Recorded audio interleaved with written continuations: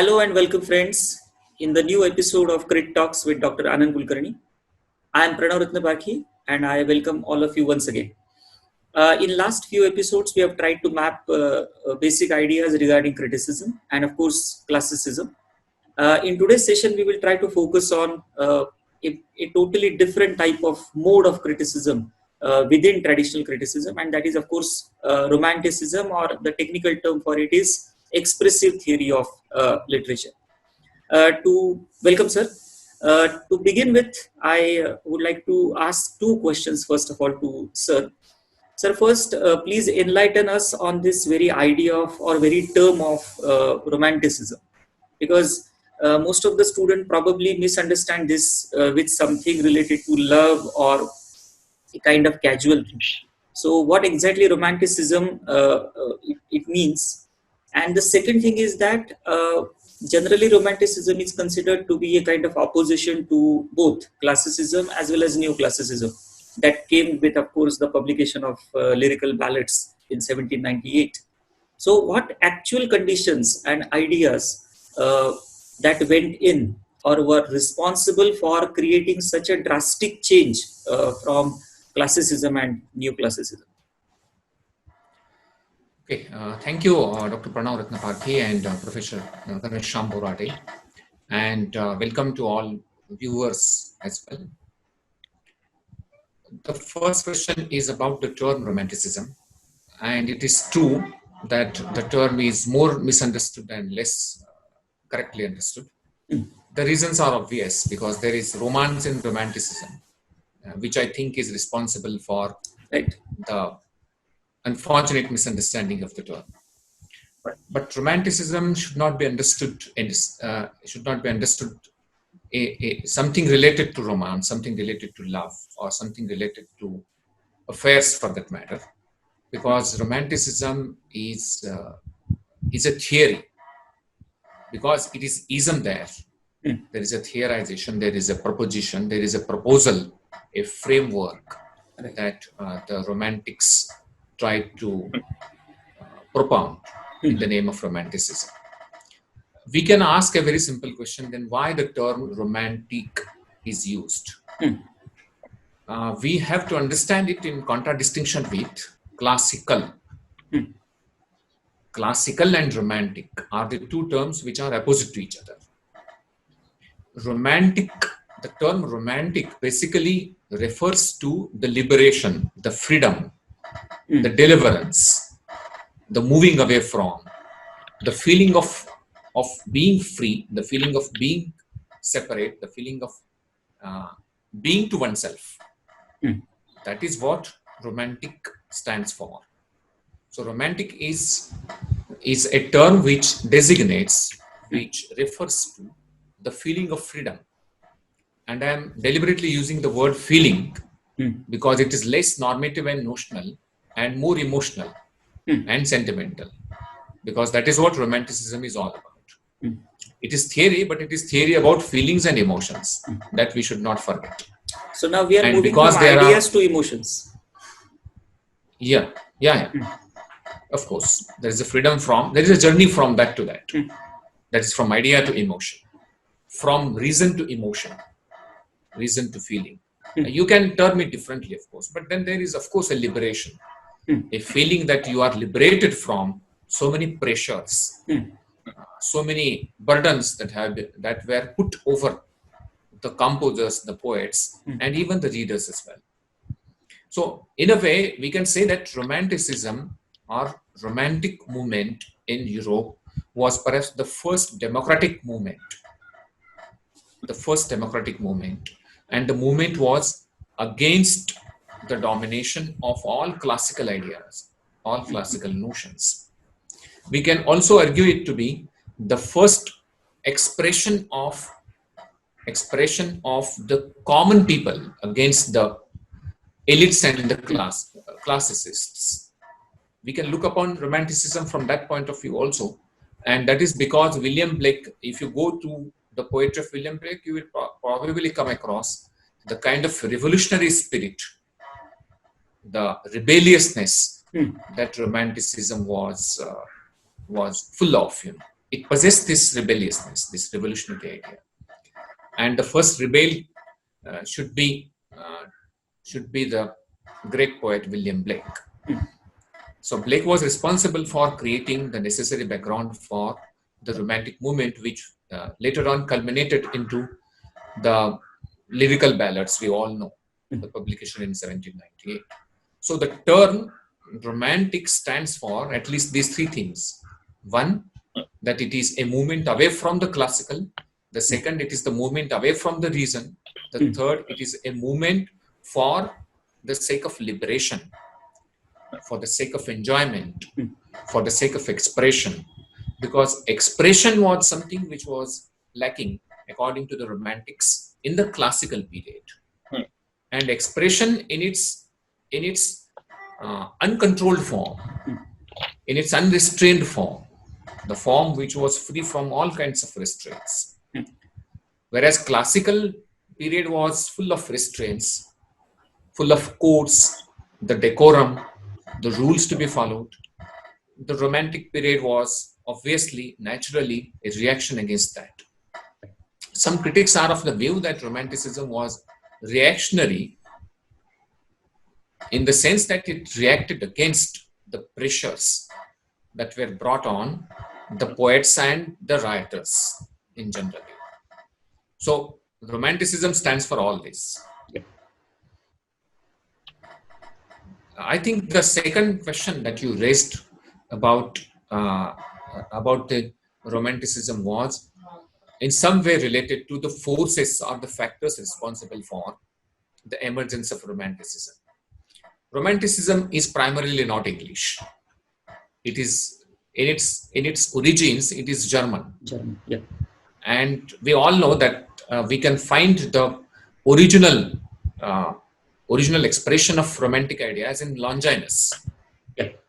Longinus was perhaps for the first critic of great merit, who tried to drive the focus away from reason towards the expression of emotions. We all know.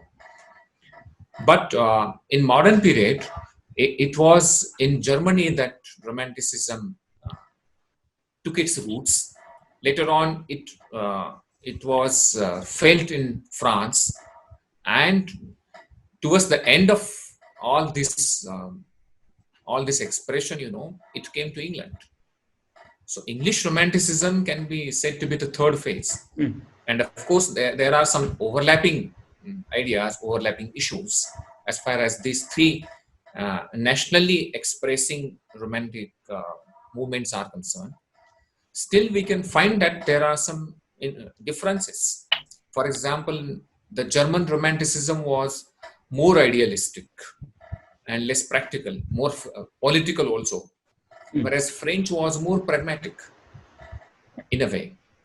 The important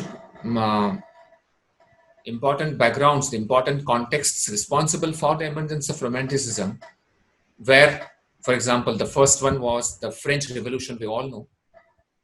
But there were other reasons also, the other important factors. For example, the philosophical developments in Europe taking place around the 18th century, around this period. For example, for the emergence of German Romanticism, interestingly, Immanuel Kant was responsible. Kant's philosophy was responsible for that. Kant he insisted on the freedom of artists and the freedom of art. The other idea that he brought into the circulation of the overall thinking was the idea of subjectivity. Kant emphasized subjectivity, that the artist should be given the freedom to express himself. And the other idea that Kant brought into the circulation of thinking was the idea of genius, which was very dear to and very favorite with all romantic poets, with all romantic critics. These were the two ideas which were responsible for the emergence of romantic movement in Germany. Same is the case with the French Romanticism as well. For example, Jean-Jacques Rousseau was responsible for the emergence of French Romanticism. And we know that Rousseau, Yeah. and this is quite interesting, to know that Rousseau belonged to the same period, which was the period of Enlightenment, and Rousseau was against Enlightenment because Rousseau was against reason. Rousseau was against all kinds of rationality, Rationally. and Romanticism was against all kinds of rationalities. We all know it was more concerned with the inspirations and intuitions and leaning towards spirituality in case of Wordsworth or in case of Robert Frost, that we can see in later period. But Rousseau's ideas were responsible for the emergence of, and you shall see that Rousseau and Kant were not reciprocal in any sense of the term as far as philosophy is concerned. Kant is supposed to be the pioneering figure of Enlightenment movement in Europe, and that was of course in philosophy. And Rousseau is considered to be the strong critic of Enlightenment. But interestingly, both of them in their countries were responsible for the emergence of the same movement. So in France, it was Rousseau who was responsible for the emergence of Romanticism. We can find out at least three influences that he had over French Romanticism. One was Rousseau's emphasis on morality, Rousseau's emphasis on emotions, and he called them to be pure emotions. And he believed that pure emotions refine human mind and human soul also. And the last one was his call to return to nature. He believed in nature. So morality, pure emotions, and nature were the three important values, three important issues that he thought were important for the refinement of human soul. And consequently, these were the influences on emergence of Romanticism in France.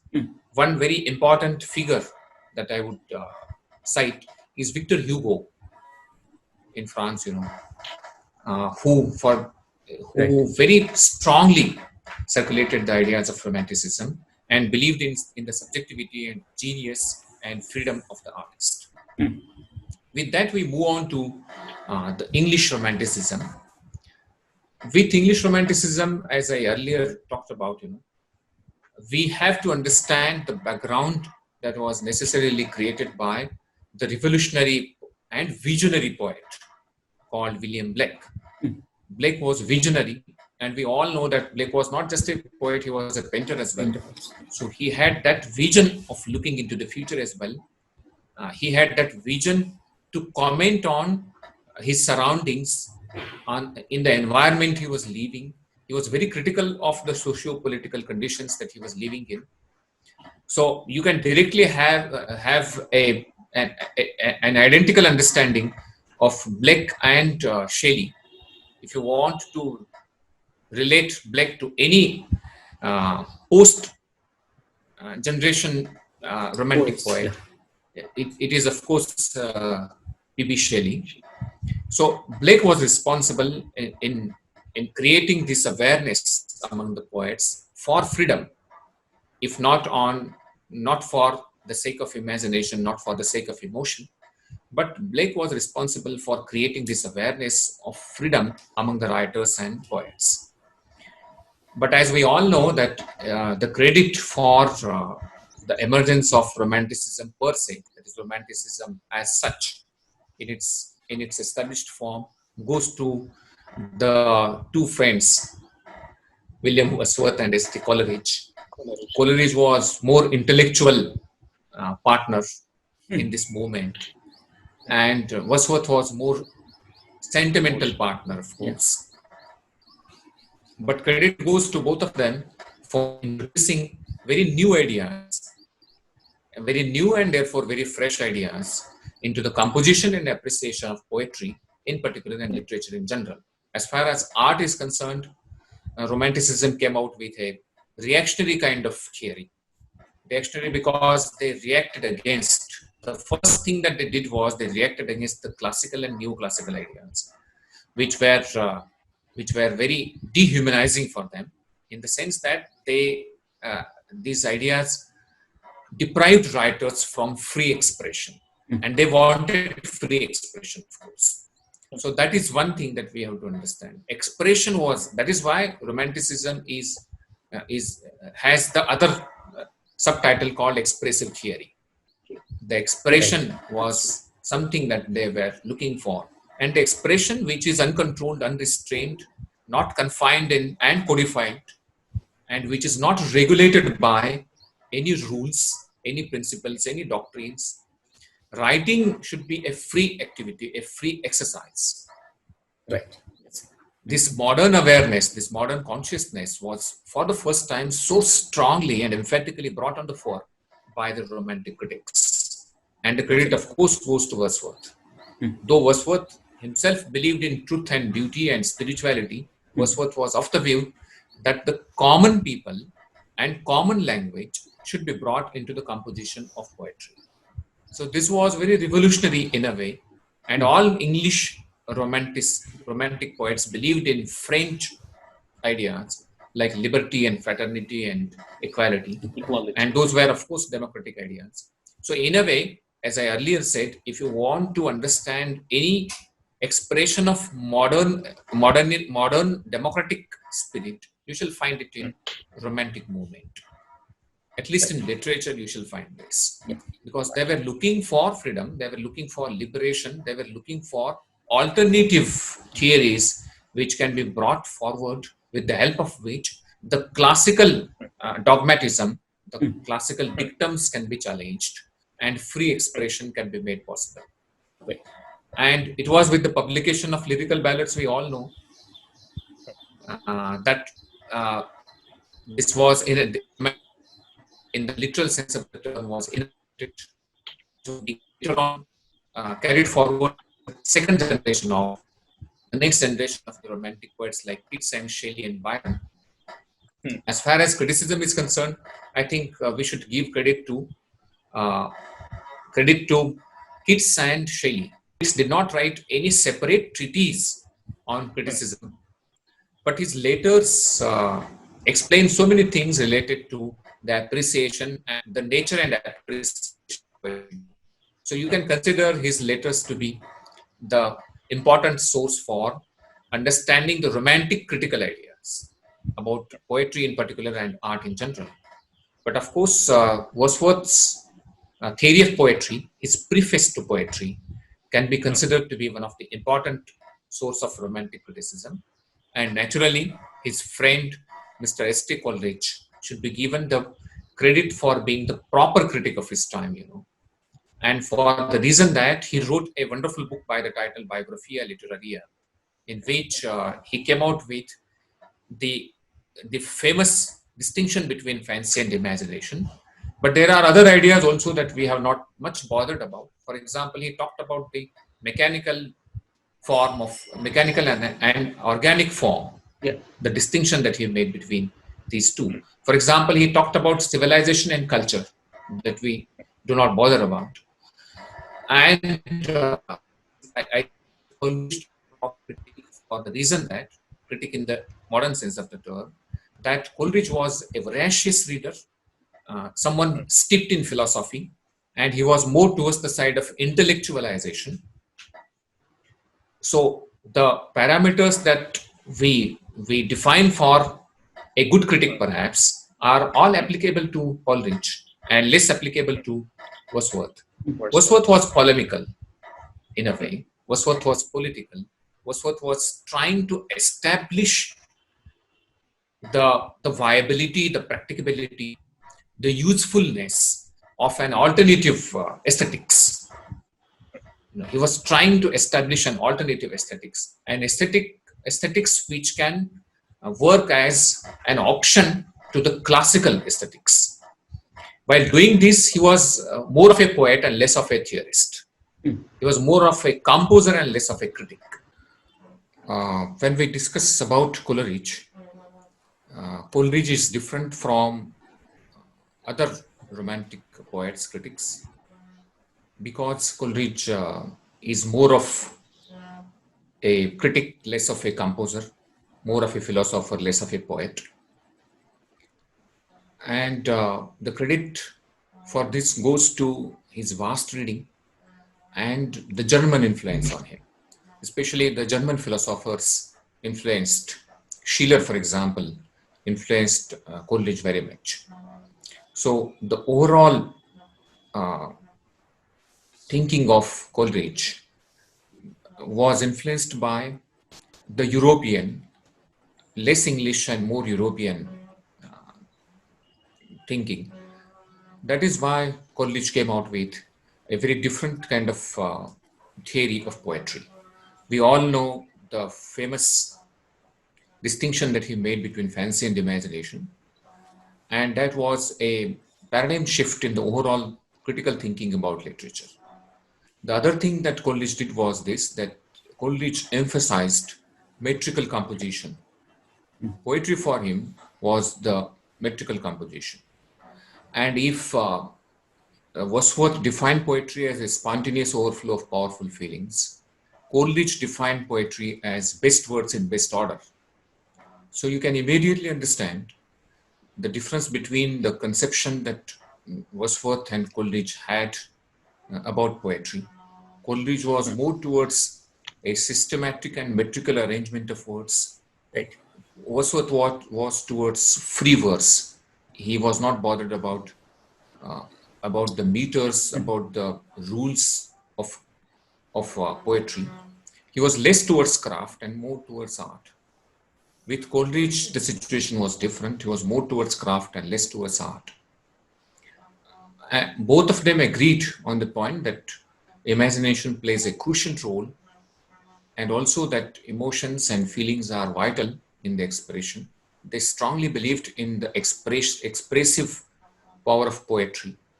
They also believed that poetry has all those inbuilt, inherent abilities to not only please but to instruct the readers.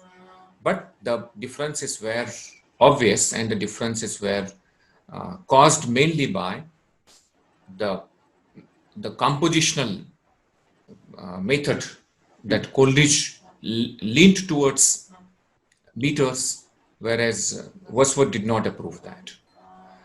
So I think there have been differences, and even an ordinary student of literature also knows that they parted away from each other the rest of their life. Coleridge did not approve all this.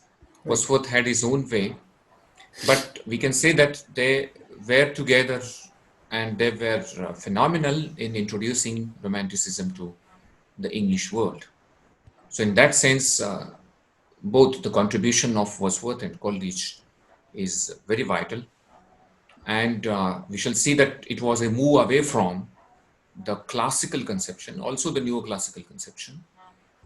And both Coleridge and Wordsworth, and before Coleridge and Wordsworth, William Blake, and after them, the next younger generation of the Romantics contributed a lot towards taking the literary studies towards more democratic kind of structure. So if you ask me what is the most significant thing that Romanticism did towards literary studies, was perhaps this: freeing it away, liberating literary studies from the shackles and bondages of the dogmas and the rules of confinements of classical ideas. That is what I think it is all about. Yeah. This is fine, I think. We should move to the next question if you have. Yeah, please. Sure. Now that we have established that Wordsworth is more a popular critic and Coleridge is more intellectual, I believe we should move towards the next question, which is about the foundational values or principles of Romantic criticism. If we could enlist a few of them, that would definitely help our readers and viewers. Surely. Thanks for raising this question also. Romanticism is, we shall call them the characteristics in place of anything else, because that would probably help us. In the previous session, we discussed the influences that went into the making of Romanticism. Enlightenment was one of the important movements that influenced Rousseau's influence was there. There were other influences also, for example, French Revolution. And all of them believed, all romantics believed in democratic ideals. So the first important characteristic of romanticism was freedom. Freedom was their utmost commitment to freedom was something which was very important. There was other thing for which romanticism is known to all of us, and it was their worship for nature. They looked upon nature as a source of inspiration for everything in the world. Interestingly, you shall find that even neoclassical poets and critics also looked upon nature, but there has been a lot of difference. For example, Pope and Johnson also looked upon nature as a source of brevity and wit and decorum and all other things. As much as the romantics also looked upon nature, but the difference was romantics looked upon nature as a source of liberation, a source of freedom, a source of beauty, a source of a new world which could not only liberate them from the worldly affairs, but also purify their hearts. That was another thing that we have to understand. If you ask me, Wordsworth was more intellectual, more emotional, and Shelley was more intellectual. So you have those shades of knowing. Wordsworth was more spiritual because he looked upon nature from the spiritual point of view. We all know the daffodils and the kind of and the way the daffodils ends. The poem ends. Bliss of solitude is something that he looks for. With Shelley, we have a different shade of nature. The same nature provides different inspiration, different ideas, and appears very differently to poets. For Keats was a pagan worshipper. If you ask me, the most Greek among the romantics was Keats, in the literal sense of the term. He was a pagan worshipper. He always believed in beauty, and beauty that is physical. The extreme expression of the physical beauty could be seen in the poetry of Lord Byron. Byron is the extreme expression of the physical beauty. The moderate Greek expression of beauty and physical beauty, the pagan worship, can be seen in Keats' poetry. Shelley was decidedly intellectual, decidedly and intentionally political. Look at the poems and other works that he wrote. For example, the Prometheus and Bound kind of thing. So you have these kinds of shades. So nature provided the necessary impetus, not only the source, the necessary energy also to the romantics to write. The next characteristic perhaps is individualism, or what you call it to be subjectivism. They believed in the expression of personal emotions and personal feelings. The only thing that perhaps distinguished the romantics from rest of the poets of their period or of the period that followed, was that they were successful in transforming the personal expressions into artistic expressions. One of the finest examples is Ode on a Grecian Earl by John Keats. Or you can go to any of the poem by Shelley and you will understand what I am saying. Ode to the West Wind is perhaps a personal expression and nothing short of that. I fall on the thorns of life, I bleed. That is how he appeals the West Wind. He wants the West Wind to work as a savior for him, to lift him from this world. But this is not only a personal expression. Once you as a reader start reading the poem, you increasingly understand that it is not a personal expression just. There has been a direct relation. You as a reader directly relate with what goes on in the poem. And that is where the art works. So we have to understand the difference between the strictly modern individualism and the individualism that the romantics supported or adopted. So individualism can be seen as one of the important features of romantic poetry. Another very important feature perhaps is this, that they relied heavily on imagination. Imagination, perhaps literature is imaginative and not imaginary. Literature is imaginative, was something so evidently and so powerfully substantiated by the Romantics. They believed in the power of imagination, and they thought that imagination is important. And we know how Coleridge differentiated between primary imagination and secondary imagination. Now, this imagination is not simply related to creativity. It is important to understand that imagination is something which gives an elevated status to the poet, because poets are supposed to be the gifted people. If we are not poets, then we are not gifted. So that there has been a distinction that we have to understand. Only those who are gifted are people with secondary imagination. So imagination is not just creativity, the faculty of mind. It is at the same time the gift that the poets have got. So they believed in the gift. Romantics believed that poets are born and poets are not made.